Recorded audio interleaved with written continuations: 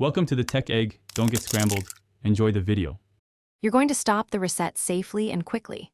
First, make sure the PC is plugged in. An interrupted reset can corrupt files. Once you see reset messages, try to access Settings Update and Security Recovery. If you can open Settings, select Cancel or go back. If Settings won't open, press Ctrl plus Alt plus Del to reach Task Manager. Hold steady. You're preventing a forced reinstall, so act now but avoid powering off mid-write unless necessary. Once you've opened Task Manager or Settings, focus on stopping the setup process rather than killing random services. In Task Manager, end the Windows setup or obvious installer processes. This may allow the system to abort cleanly. If Settings shows a cancel option, choose it. Selecting Go Back to Previous Build can restore your prior state.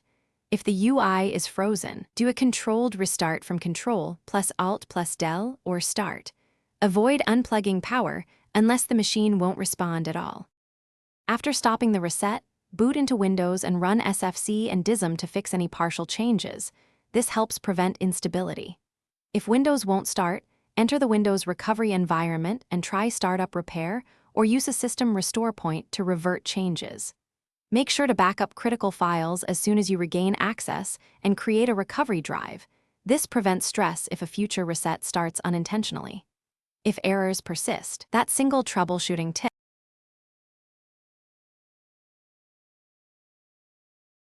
Thanks for watching. Consider subscribing if I helped unscramble your problems.